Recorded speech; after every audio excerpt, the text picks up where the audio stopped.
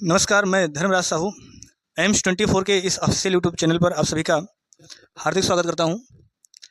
हम लोग फिजिक्स में पढ़ रहे थे, पिछला क्लास पढ़े थे कार्य, ऊर्जा और शक्ति।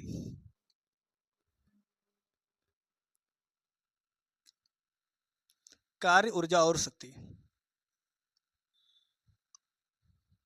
वर्क, एनर्जी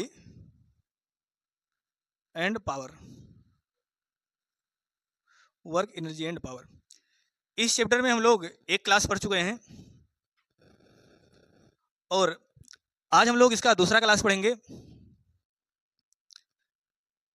इसमें हमने आपको बताया था कार्य क्या है, कार्य के मात्रक, कार्य की विमा और इस पर आधारित कुछ प्रश्न हम आपको बता चुके हैं। उस पर हमने विस्तृत रूप से पूरा चर्चा किया था। आज हम लोग इसका दूसरा क्लास पढ़ेंगे और इसके आगे स्टार्ट करेंगे। अगर हम बात करते हैं कार्य के प्रकार की, हमने आपको इसमें बताया था कि अगर कोई व्यक्ति, चलिए इसमें एक सवाल लिखिए, जहां से हम लोग पढ़ रहे थे उसके आगे, एक कुली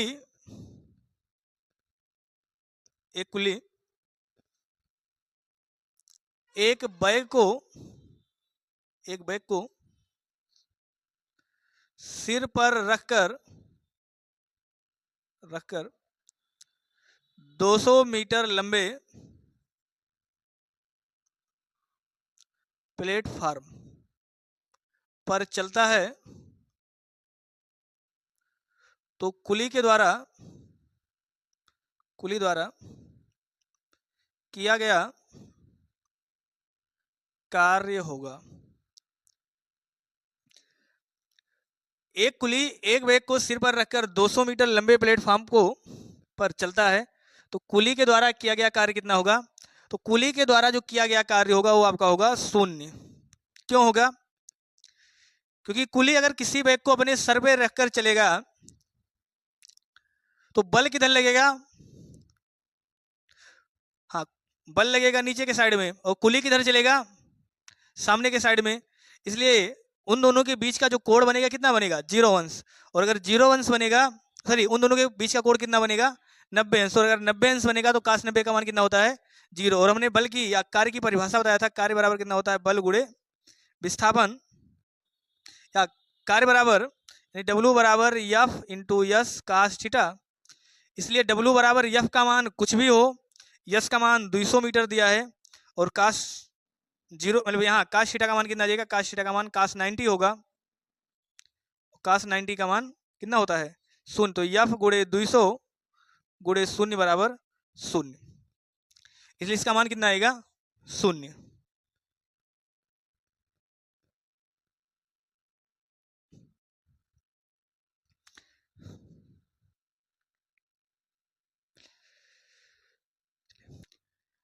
चलिए, हमने आपको बताया था इसमें कि कार्य कब कब होगा, सही ना? कार्य होने के लिए क्या क्या आवश्यक है? कार्य होने के लिए बल आवश्यक है और बल की दिशा में विस्थापन होना आवश्यक है। यदि कार्य ऊर्ध्वाधर किया जाए, जिसे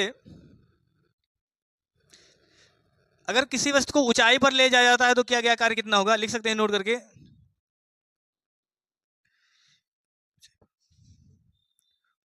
ऊंचाई पर ले जाने में किया गया कार्य, ऊंचाई पर ले जाने में किया गया कार्य कितना होता है? तो ऊंचाई पर ले जाने में किया गया कार्य आपका होता है mgh जूल। जहां पर यम क्या है? द्रव्यमान, जी क्या है? गुरुत्वीय त्वरण, और यच क्या है? ऊंचाई, जितनी ऊंचाई तक किसी वस्तु को ले जाया गया है। यानी अगर किसी वस्तु को आप ऊंचाई पर ले जाते हैं तो उसके द्वारा किया गया कार्य कितना होगा? mgh होगा। इस पर आधारित एक सवाल लिखिए।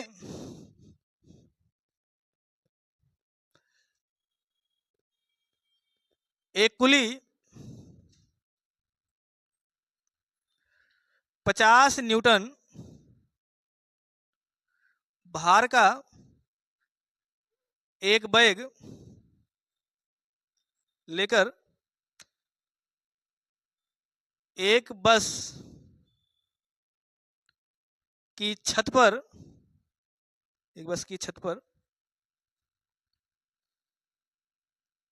जाता है, जिसकी ऊंचाई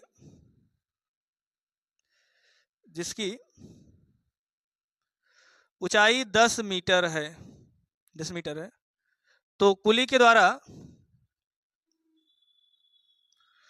द्वारा किया गया कार्य होगा। बताइए सभी लोग इसका उत्तर। एक कुली 10 न्यूटन भार का एक बैग लेकर एक बस की छत पर जाता है, जिसकी ऊंचाई 10 मीटर है, तो कुली द्वारा किया गया कार्य कितना होगा? आपके ऑप्शन है, आपका पहला ऑप्शन है 0 जूल, दूसरा ऑप्शन है 50 जूल, तीसरा ऑप्शन है 500 जूल और चौथा ऑप्शन है 5000 जूल, और चौथा ऑप्शन है 5000 जूल। कितना आएगा इसका मान? 500 जूल। तो कार्य बराबर कितना हम लोग पढ़े हैं? कार्य बराबर हम लोग पढ़े हैं W बराबर F into S into cos theta. यहां से भी आप सवाल लगा सकते हैं, या भी हमने क्या बताया कि अगर किसी वस्तु को आप ऊंचाई पर लेके जाते हैं तो किया गया कार्य कितना होगा? तो किया गया कार्य कितना होता है? कार्य बराबर आपका होता है mgh। तो यम का मान कितना है, या mg का मान कितना है? तो mg भार है, mg का मान कितना है? तो mg का मान आपका है 50 भार न्यूटन, तो 50, और h का मान कितना है? तो h का मान है 10, तो मान कितना आ जाएगा? 500 जूल। यहां से कैसे लगा सकते हैं सवाल?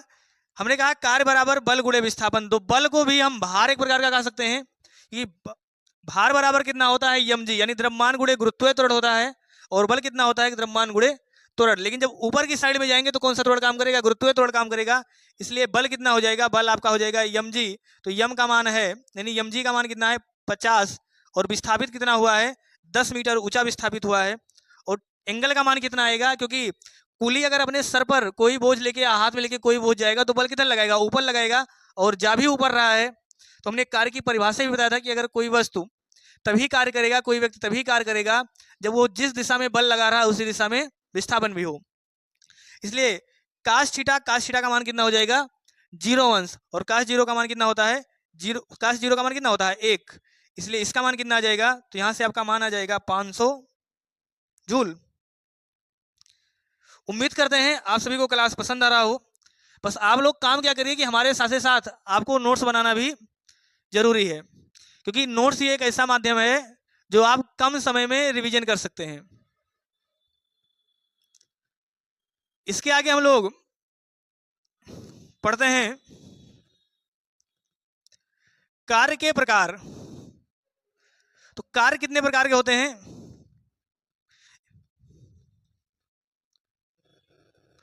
अगर कार्य के प्रकार की बात करें, टाइप्स ऑफ वर्क, तो कार्य को हम 3 भागों में बांट सकते हैं। एक होता है धनात्मक कार्य, एक होता है ऋणात्मक कार्य, और एक होता है शून्य कार्य। धनात्मक कार्य, ऋणात्मक कार्य और शून्य कार्य।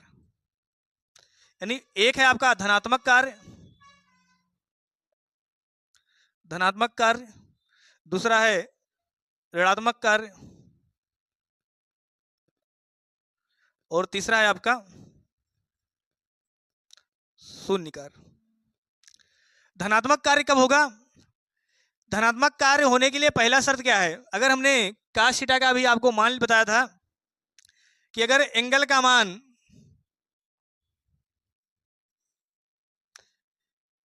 0 अंश, 30 अंश, 45 अंश, 60 अंश और 90 अंश, तो अगर हम cos के मान की बात करें तो cos 0 पर अंश का मान कितना होता है? cos 0 का मान सभी लोग कमेंट करके बताइए कितना होता है? 1। cos 0 का मान 1, cos 30 का मान 1 बटा, cos 30 का मान कितना होता है? √3/2। cos 45 का मान 1 बटा √2, cos 60 का मान 1 बटा 2, cos 90 का मान 0। धनात्मक कार्य कब होगा? धनात्मक कार्य तभी होगा जब थीटा का मान कितना अंश हो जाए? थीटा का मान 90 अंश से कम हो। धनात्मक कार्य होने के लिए कार्य तभी होगा जब थीटा का मान 90 अंश से कम हो। क्लियर है ना? अधिकतम कार्य कब होगा? अधिकतम कार्य तब होगा, आपसे सवाल पूछेगा अधिकतम कार्य कब होता है? अधिकतम कार्य कब होगा? तो अधिकतम कार्य होने के लिए थीटा का मान कितना होना चाहिए? 0 अंश। सही है ना? अधिकतम कार्य तभी संभव है जब जिस दिशा में बल लगाया जाए उसी दिशा में विस्थापन हो। सही ना? अधिकतम कार्य तभी होगा जिस दिशा में बल लगाया जाए उसी दिशा में विस्थापन हो। अगर किसी एंगल में विस्थापन हो रहा है तो कार्य का मान न्यूनतम आएगा। तो आपसे सवाल यह भी पूछ सकता है कि अगर हम एंगल का मान बढ़ाते जाएं, यदि हम बल और विस्थापन के बीच में एंगल का मान बढ़ाते जाएं तो कार्य का मान घटेगा, बढ़ेगा या समान रहेगा? तो बताइए सभी लोग, अगर हम क्वेश्चन लिख दें, यदि हम कोण का मान बढ़ाते जाएं, यदि हम बल और विस्थापन के बीच का थीटा का मान बढ़ाते हैं तो कार्य क्या होगा? कार्य का मान बढ़ेगा, घटेगा? तो कार्य का मान घटेगा। क्यों? क्योंकि थीटा का मान जैसे जैसे बढ़ेगा वैसे वैसे काश थीटा का मान क्या हो जाएगा? कम होता जाएगा। इसलिए कार्य का मान क्या होगा? कम हो जाएगा। तो आपसे पूछता है धनात्मक कार्य क्या होता है, ऋणात्मक कार्य क्या होता है और शून्य कार्य क्या होता है?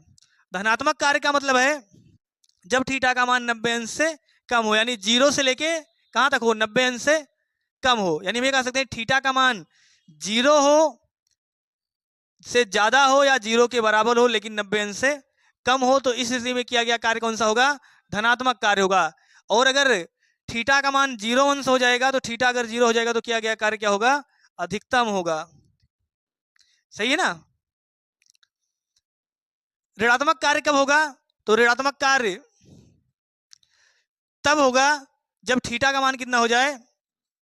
ऋणात्मक में हो। या ऐसे कह सकते हैं ऋणात्मक कार्य तभी होगा जब बल और विस्थापन दोनों एक दूसरे के विपरीत में हो जाएं। सही ना? जिस दिशा में बल लगाया जाए उसके विपरीत दिशा में विस्थापन हो। ऋणात्मक कार्य होने के लिए क्या है? जिस दिशा में बल लगाया जाए, जिस दिशा में बल लगाया जाए उसके विपरीत दिशा में विस्थापन हो। जैसे बल आप इधर लगा रहे हैं और कोई वस्तु विस्थापित किधर हो रही है? नीचे के साइड में, तो एंगल कितना बनेगा? 180। इसलिए कार्य का मान कितना होगा? ऋणात्मक होगा। सही ना? कार्य का मान क्या होगा? ऋणात्मक। तो ऋणात्मक कार्य के लिए क्या संभव है? ऋणात्मक कार्य तभी होगा जब बल और विस्थापन दोनों एक दूसरे के विपरीत हो जाएंगे। क्लियर है? अभी हम इसके उदाहरण की भी चर्चा करते हैं। इसके बाद होता है शून्य कार्य। तो पहले हम आपका धनात्मक कार्य और ऋणात्मक कार्य की बात करते हैं। चलिए इसको मिटा देते हैं।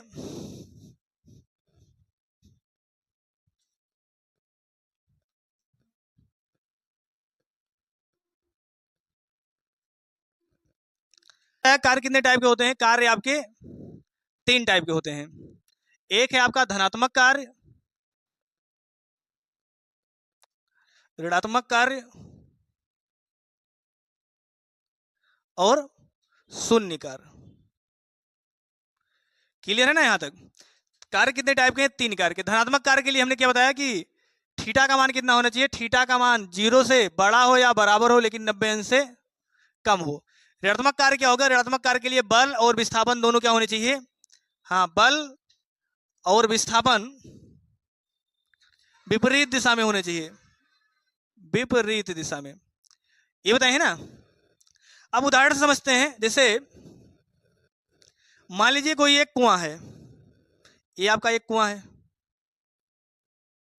अब इस कुआं में कोई भी व्यक्ति है, यहाँ एक चरखा लगा होगा जिसके ऊपर से रस्सी ऐसे गया होगा। ये आपका कुआं है, यहाँ एक घिरनी लगा है।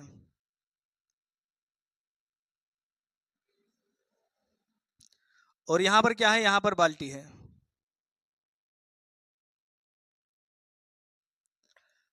चलिए इसमें पानी है।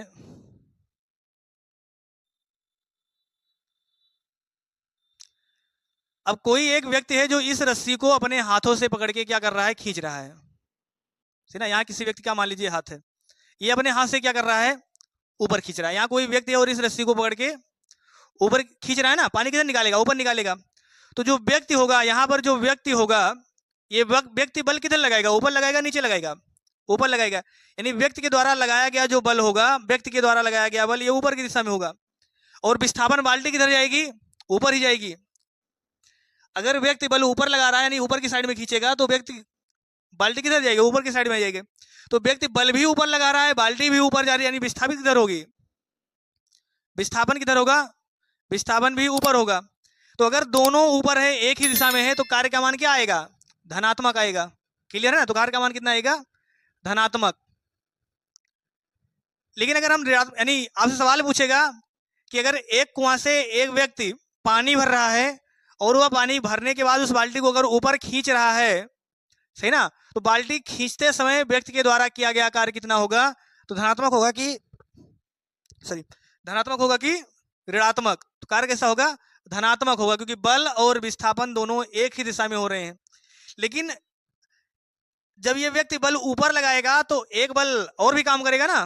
कौन सा बल काम करेगा, अगर जिस कंडीशन में ये व्यक्ति बाल्टी को ऊपर खींचेगा उस कंडीशन में एक बल और भी काम करेगा। कौन सा बल काम करेगा, गुरुत्वीय बल, सही ना।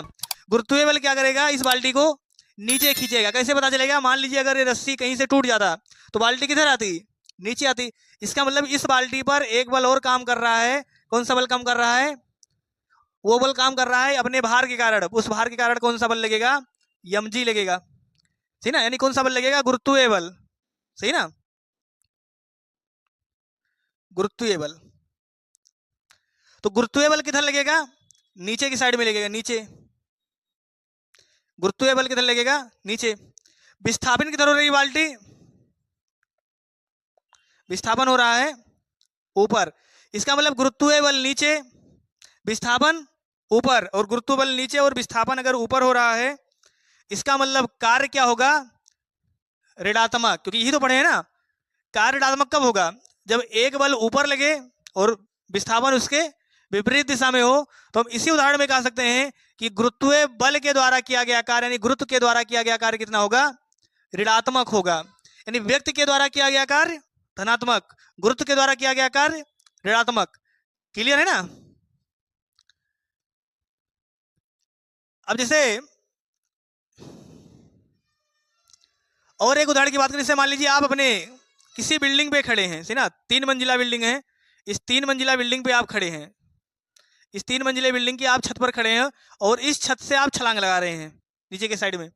तो अगर कोई व्यक्ति इस छत से नीचे के साइड में छलांग लगाएगा तो बल किधर लगेगा, बल नीचे लगेगा। विस्थापन किधर होगा, विस्थापन भी होगा नीचे। इसका मतलब कार्य क्या होगा, धनात्मक होगा ऋणात्मक होगा, कार्य आपका क्या होगा, धनात्मक, क्योंकि बल और विस्थापन दोनों एक ही दिशा में है। समझ में आ गया ना, बल और विस्थापन दोनों एक ही दिशा में होंगे तो कार्य क्या होगा, धनात्मक। और जब दोनों विपरीत दिशा में हो जाएंगे तो कार्य क्या होगा, ऋणात्मक। अब बात करते हैं शून्य कार्य। तो शून्य कार्य कब होगा, तो शून्य कार्य के लिए पहला तो हम लोगों ने पढ़ा था कि थीटा का मान कितना हो जाए, थीटा का मान जब 90 अंश हो जाएगा तो कार्य का मान क्या हो जाएगा, 0। क्योंकि हम लोगों ने कार्य का परिभाषा ही पढ़ा है, बल बराबर या कार्य बराबर बल गुणे विस्थापन, यानी W बराबर F यस कास थीटा। और अगर थीटा का मान 90 अंश हो जाएगा तो हम लोग जानते हैं कास 90 का मान कितना होता है, 0। इसलिए कार्य कितना हो जाएगा, कार्य आपका 0 हो जाएगा। तो शून्य कार्य कब होगा, जब थीटा का मान 0 हो जाए। कहाँ कहाँ पर कार्य का मान 0 हो सकता है, जैसे अगर हम नोट करके लिख लें सीधा सीधा, तो कार्य का मान कहाँ कहाँ 0 हो सकता है, वृत्तीय गति में किया गया कार्य 0 होता है। पहला कंडीशन तो यही है, कार्य कहाँ 0 हो सकता है, जब थीटा का मान क्या हो जाए, 90 अंश हो जाए। जब थीटा का मान 90 अंश हो जाए तो भी कार्य क्या हो जाएगा, आपका 0 हो जाएगा। दूसरा, वृत्तीय गति में किया गया कार्य क्या होता है, 0 होता है। वृत्तीय गति में किया गया कार्य, किया गया कार्य 0 होता है। वृत्तीय गति में किया गया कार्य कैसा होता है, 0 होता है। क्लियर है ना, वृत्तीय गति में आपका किया गया कार्य 0 होगा। चलिए समझ लेते हैं कैसे 0 होता है। वृत्तीय गति में किया गया कार्य क्यों शून्य होता है, कोई बता सकता है? अब वृत्तीय गति में क्या होगा, एक सेंटर होगा। जैसे अगर हम लोग देखें किसी भी रस्सी में अगर किसी भी टुकड़े को बांध कर अगर गोल गोल घुमाते हैं, सही ना, किसी भी रस्सी ले लें और उसमें अगर एक कोई भी टुकड़ा ले लें, कोई पत्थर ले लें और उसको अगर हम बांध के गोल गोल घुमाएं, तो गोल गोल घुमाएंगे तो सभी देखते हैं कि उस रस्सी पर एक तनाव लगेगा। उस तनाव को क्या बोलते हैं, तनाव बल। तो अगर हम गोल गोल मान लीजिए यहाँ खड़े होकर अगर घुमा रहे हैं तो अंदर की साइड क्या लगेगा, एक तनाव लगेगा और उस तनाव को क्या बोलते हैं, तनाव बल बोलेंगे। तो अंदर की साइड जो बल लगता है इसमें एक तनाव आ जाएगा और तनाव जो आएगा तो अंदर की साइड एक बल भी काम करेगा, उस बल को क्या बोलते हैं, अब केंद्रीय बल। अंदर की साइड क्या लगेगा, उस रस्सी पर एक बल लगेगा ना, क्योंकि अगर रस्सी टूट गया तो पिंड कहाँ चला जाएगा, काफी दूर चला जाएगा। इसका मतलब एक बल होगा जो उस रस्सी को अंदर की ओर खींच रहा होगा ना, तो इस पर एक बल लगेगा और ये बल किधर लगेगा, अंदर की ओर लगेगा और इस बल को क्या बोलते हैं, अभिकेंद्रीय बल। अभिकेंद्रीय बल। तो अभिकेंद्रीय बल किधर लगेगा, अंदर की ओर लगेगा। क्लियर है ना? अब मान लीजिए अगर इस रस्सी को आप गोल गोल घुमाते हैं तो ये जाना किधर जाएगा, सीधी रेखा में, सही ना, ऐसे साथ जाना कहाँ जाएगा, सीधी रेखा में। यानी इसका वेग किधर होगा, इधर होगा। जाना किधर जाएगा, डिस्प्लेसमेंट किधर होना चाहिए, सीधा होना चाहिए था, जाने का प्रयास सीधा करेगा। क्लियर है ना यहाँ तक? क्योंकि जब हम किसी रस्सी को गोल गोल घुमाएंगे तो अगर रस्सी टूट गया तो सीधा जाएगा, काफी दूर तक जाएगा। जैसे हम लोग मछली मारने वाले को अगर देखें तो एक डोरा होता है, उसमें कांटा लगा के गोल गोल घुमा के नदी के बीच में खूब दूर तक फेंकते हैं ना, तो सीधा वही कॉन्सेप्ट कि जब गोल गोल घूमेगा तो एक बल लगेगा अंदर की ओर, जिसको क्या बोलते हैं, अभिकेंद्रीय बल। अब केंद्रीय बल के बारे में लोग जब इसके बारे में चैप्टर पढ़ेंगे गुरुत्वाकर्षण बल, तो वहां पर इसके बारे में विस्तृत जानकारी करेंगे कि अब केंद्रीय बल क्या होता है, कैसे होता है। तो अभी सीधे सीधे जान ले कि किसी भी वृत्तीय गति में जो अंदर की ओर बल लगता है उसको क्या बोलते हैं, अब केंद्रीय बल। और बेग किधर होगा, बेग इसका बाहर की ओर होगा। तो विस्थापन किधर होना चाहिए, विस्थापन हो रहा है बाहर की ओर, बल लग रहा है अंदर की ओर, तो इनके बीच का कोण कितना बनेगा, 90। क्योंकि हम लोग एक मैथ में प्रमेय जानते हैं कि अगर कोई वृत्त है और वृत्त के पर अगर कोई स्पर्श रेखा खींची जाए तो त्रिज्या के साथ कितने अंश का कोण बनाती है, 90 अंश का बनाती है। तो कोण का मान कितना हो जाएगा, 90। और अभी हमने बताया कि अगर कोण का मान 90 हो गया तो किया गया कार्य कितना होगा, 0 होगा। इसलिए वृत्तीय गति में किया गया कार्य कितना होता है, शून्य होता है। तो हम एक दो पॉइंट और लिख सकते हैं कि जिसे हम लोग सभी जानते हैं कि सूर्य के चारों तरफ पृथ्वी क्या करता है, चक्कर लगाता है। तो सूर्य के चारों तरफ अगर पृथ्वी चक्कर लगाता है तो पृथ्वी के द्वारा किया गया कार्य कितना होगा, शून्य होगा। यानी सूर्य के चारों तरफ पृथ्वी के घूमने में किया गया कार्य, अगर लिख लें सूर्य के चारों तरफ पृथ्वी के द्वारा घूमने में किया गया कार्य कितना होगा, शून्य होता है, शून्य होता है। सूर्य के चारों तरफ पृथ्वी के द्वारा घूमने में किया गया कार्य, पृथ्वी के द्वारा किया गया कार्य कितना होता है, शून्य होता है। क्यों, क्योंकि राउंड में घूम रहा है। और वृत्तीय गति में अभी हमने सीधे सीधे लिख दिया था, वृत्तीय गति में किया गया कार्य क्या होगा, शून्य होगा। यहां तक क्लियर है ना किसी का? किसी को अगर यहां तक डाउट हो तो बताइए। जैसे सभी लोग देखे ना, परमाणु देखे ना, परमाणु के बारे में सुने होंगे कि परमाणु किससे किससे मिलकर बना है, इलेक्ट्रॉन, प्रोटॉन और न्यूट्रॉन से। और सभी लोग जानते हैं कि जो परमाणु होता है उसके बीच में क्या होता है, नाभिक होता है ना, नाभिक। और नाभिक के चारों तरफ कौन चक्कर लगाता है, नाभिक के चारों तरफ कौन चक्कर लगाता है, इलेक्ट्रॉन आपका चक्कर लगाता है। तो नाभिक के चारों तरफ जो इलेक्ट्रॉन घूम रहे हैं तो इलेक्ट्रॉन के द्वारा किया गया कार्य कितना होगा, शून्य होगा। यानी सीधे सीधे कह सकते हैं वृत्तीय गति में किया गया कार्य कैसा होता है, शून्य होता है। किसी को यहां तक कोई दिक्कत हो बताइए, बता सकते हैं ना सब लोग? चलिए एक क्वेश्चन लिखते हैं, इसका उत्तर आप सभी लोग बताइए।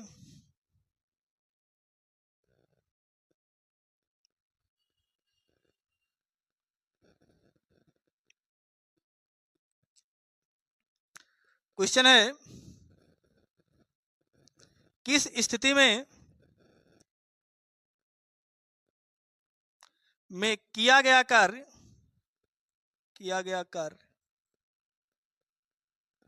शून्य होता है, किस स्थिति में किया गया कार्य शून्य होता है? आपका ऑप्शन है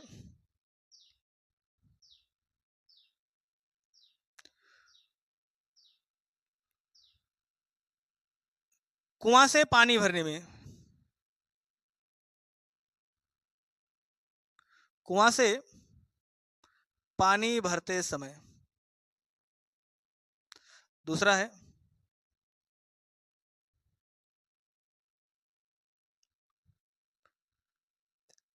50 केजी द्रव्यमान का, 50 केजी द्रव्यमान का,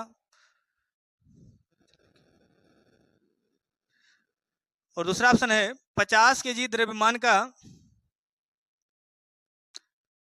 बैग लेकर छत पर चढ़ना, छत पर चढ़ना। और तीसरा ऑप्शन है एक उठाया गया हथौड़ा,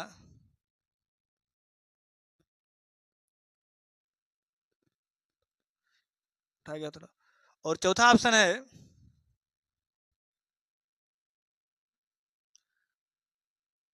बंदूक से निकली हुई गोली।